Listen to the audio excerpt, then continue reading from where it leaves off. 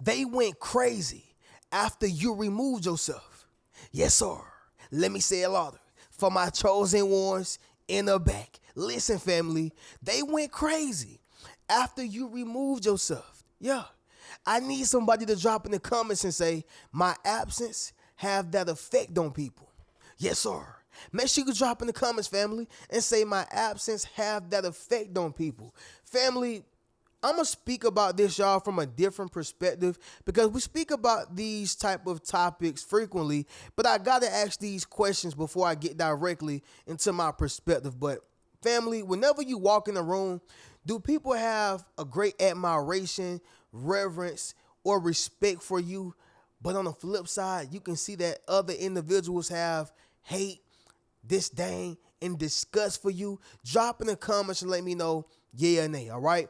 Family, do people have tension towards you whenever you were not able to show up for them? Whether you had to go to your children's recital, you had to go to a funeral, or you had to do something for yourself, you can still feel that tension that they have for you. Drop in the comments and let me know. And family, do people tend to treat you as if you are entitled to them?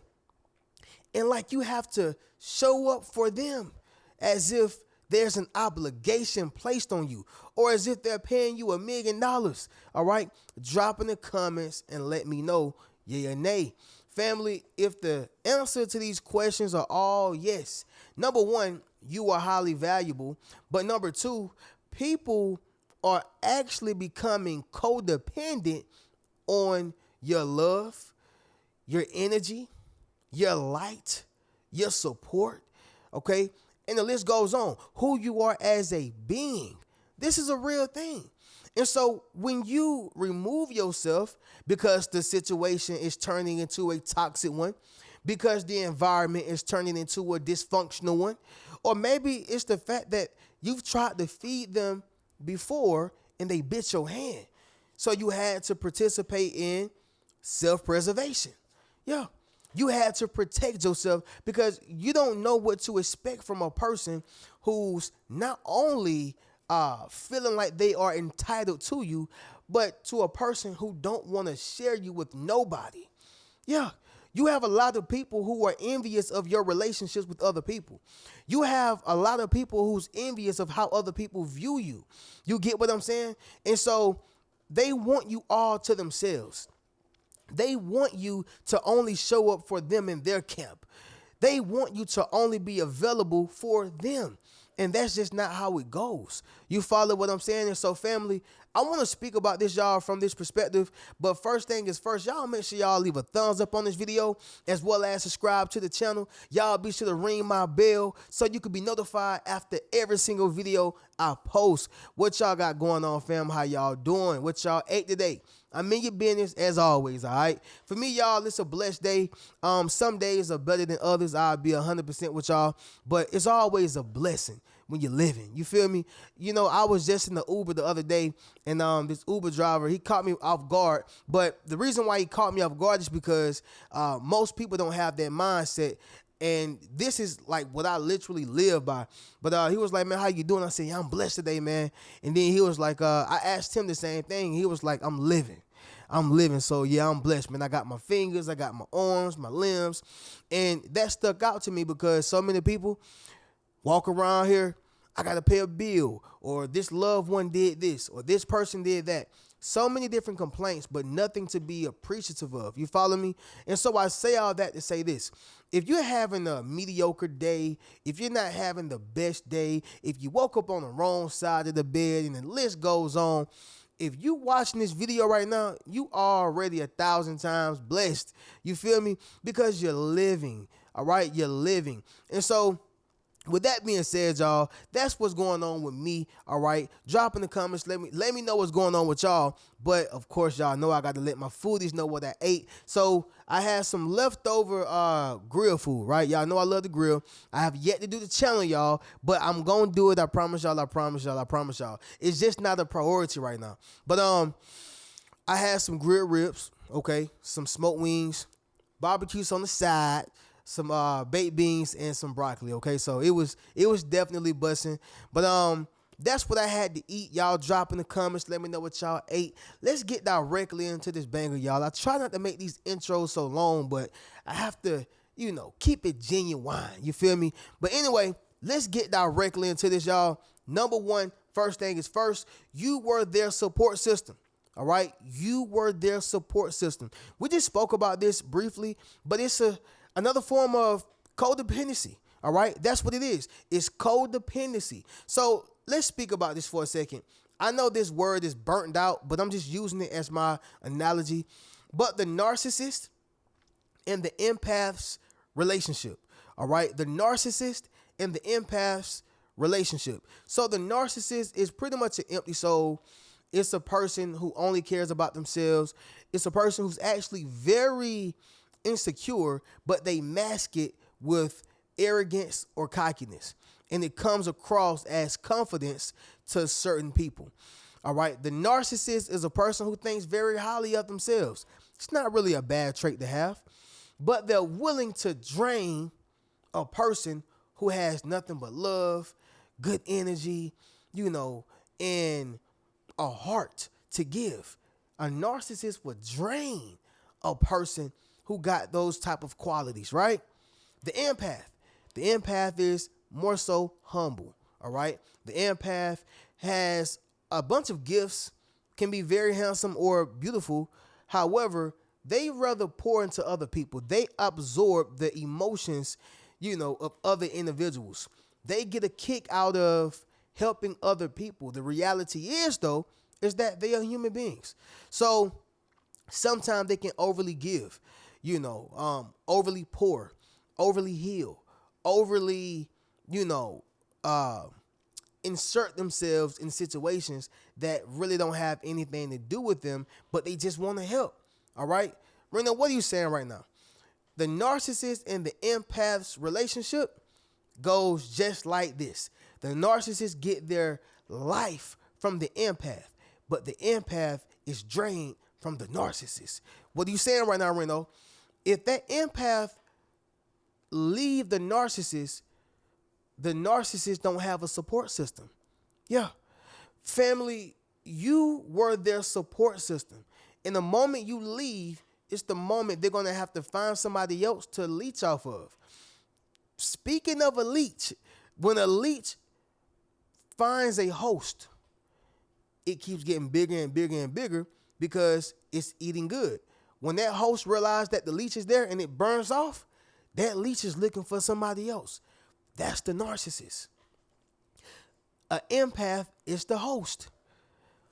When the narcissists no longer have a support system, they need another one, and they will go crazy until they find it. Does that make sense, y'all? Drop in the comments to let me know. They went crazy after you removed yourself. Number two, unresolved guilt. All right? Unresolved guilt. So this is like the parent who didn't show up the way they should have shown up, right? This is like the parent who didn't show up the way they should have shown up. So most times when you're dealing with these type of parents, they have an unresolved guilt, right? So this may make that parent not show up at all because they don't want to see good or bad what the child have turned into. Most times it's when the child is doing something extremely positive when they can't be around, unless they're going to be able to drain their pockets. But most times when they see their kid doing amazing, they can't be around them because subconsciously they're thinking, well, what if I was in your life? I probably would have messed it up, or just maybe I'm looking at a reflection of everything I'm not. So many different perspectives. But the parent who didn't show up the way they should have, they got that guilt because they're looking at the times they were not at the football games, the times they were not there to throw the football, the times they were not at the cheerleading, matches, the times they were not at the track meets, and the list goes on. It's that unresolved guilt. I just may be the reason why you were touched on at a young age. I just may be the reason why you went to prison at a young age. I just may be the reason why you have insecurity and abandonment issues at a young age. Hey, for some people, even as an adult, all right? But the point is, y'all, It's that unresolved guilt. And so once you remove yourself, what they can assure is I don't have opportunity or even the space to redeem myself. You get me? And that's the same thing with yourself. They are living within that unresolved guilt because you removed yourself and there's no way to fix it. Number three, it's going to be this right here, fam. They are afraid of what you would tell others. All right? They are afraid of what you would tell others. The funny thing is, y'all, you ain't even like that. You're not about to tell other people, what happened in a overly negative way. And what I mean by that is, y'all, you're not about to drag somebody's name. When somebody do something wrong, there's nothing wrong with telling the truth about it. But sometimes when the person do something wrong, the person who's telling the story, they try to make it seem worse than what it is. Like it was wrong, but they try to make it worse than what it is. So for example, if a person robbed the store, right? That's terrible. That's wrong. But you don't got to say, yeah, Lil John robbed the store and he killed 10 people too. Like you could have helped the he killed 10 people story, right? It was all false. But that's what a person who's guilty think about. Are they going to say some things that I didn't do? Are they going to tell everybody what actually happened and then some?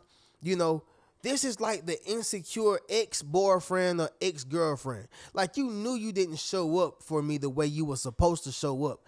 And you're thinking I'm going to drag you. No, I'm just going to tell the truth. That's it. And the sad reality is some people don't even want you to tell the truth. But drop in the comments and say, you can never muzzle my mouth. Yes, sir. Make sure you drop in the comments, family, and say you can never muzzle my mouth. Number 4 is going to be this right here, fam. You are a natural healer, all right? You are a natural healer. Family, I'm going to say it like this. Animals walk up to you, run up to you, jump up on you. And matter of fact, y'all, I would tell y'all this story, but I'm just going to mention this because I'm talking about it.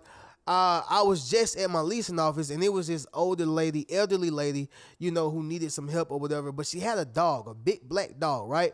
I don't know what kind of dog it was, but it was a big black dog. And the dog just kept jumping up on me. And I would have touched it, but I had to wash my hands, or I had some food in the passenger seat or whatever. But the point is that the dog just jumped up on me. And it made me think about, man, when you got good energy, no matter who lying on you, them animals gonna come up on you. They are, right? But I say all that to say this, y'all. Animals walk up on you. They jump up on you. Babies, they walk up on you. They jump up on you. Strangers, and by the way, the elderly lady was a stranger. They walk up to you, talk to you, open up to you. Family, I say all that to say this. A natural healer get this a lot. Do people just walk up to you? Animals walk up to you? Babies walk up to you just for no reason? Or they just feel comfortable doing it? Drop in the comments. Let me know yeah or nay. If this happens, it's because you are a natural healer. People are healed by touching you, by talking to you, by being around you. They feel a sense of healing, okay? Now, when you give people this healing, you're actually providing rehabilitation, basically. You're the person who people go to or people find when they need that rehabilitation, when they need that re-up, when they need to detox. You're that person, y'all. This reminds me of Mike Tyson and his now wife, right? Mike Tyson, we know how Mike was, you know what I'm saying? Mike was in the streets. He was out there. And his wife, who he's with now, she was like, he would always come to me for rehabilitation. And that last time, most times he would go to her, get back right, hit the streets again, right? But she said that last time when he tried to do it, she was like, man, I'm just going to leave this time, And that particular time is when he kind of got his act together. But I say all that to say this. She was a healer for him.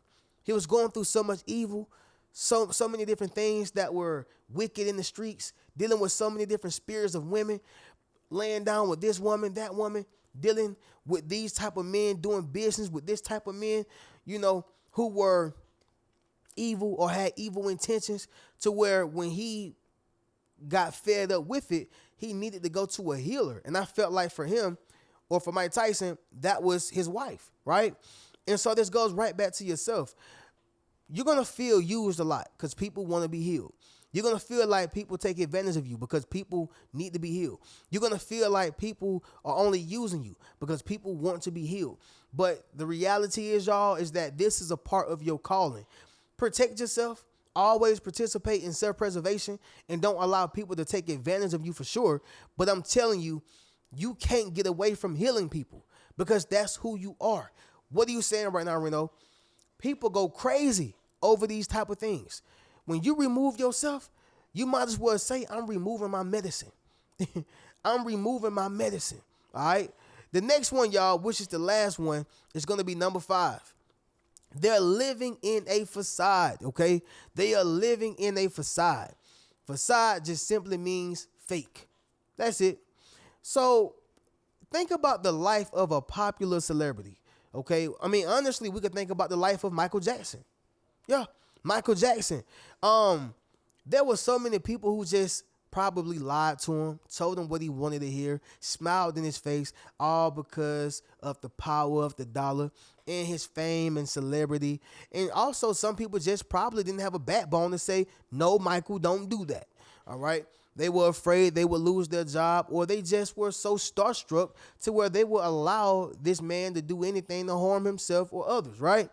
But they are living in a facade. They're not living in reality. When people only tell you how great you are, how amazing you are, you don't do nothing wrong, you know, how amazing of a singer you are, how funny you are, if you are a comedian, the list goes on. They're living in a facade. And so when a real person exposed themselves to them and they actually remove themselves, it can cause them to go crazy. Why? Because they've lost the grounding. Real friends, real family members, and real people keep you grounded. Real environments keep you grounded because you will get so high, as Will Smith called it. I think he said mountaintop or cliff top, something like that. This is when you get to the extreme tippy top of money, success, sex, women, men, opportunities, anything you want, you name it, you can have it, right? When you get to that point, you start living in a facade and you start looking for all the things in life that are free. That's what they say. The best things in life are free because you can't find them in a facade. You're only going to find more butt kissers. You're only going to find more people who's willing to do whatever and anything you want them to do. You want real people and real things around you, so you're not living in a facade. That's what you provided for people and to people. And when you removed yourself, they went crazy. They're living in a facade, all right? But with that being said, fam, we're going to conclude this video, and then we'll get up out of here. We'll conclude this video with a recap, and then we'll get up out of here. But number 1, y'all, you were their support system. Number 2, unresolved guilt. Number 3, they're afraid of what you would tell others. Number 4, you're a natural healer. And number 5, y'all, they're living in a facade. Fam, y'all be sure to get you a Yes Sir t-shirt, Yes Sir hoodie.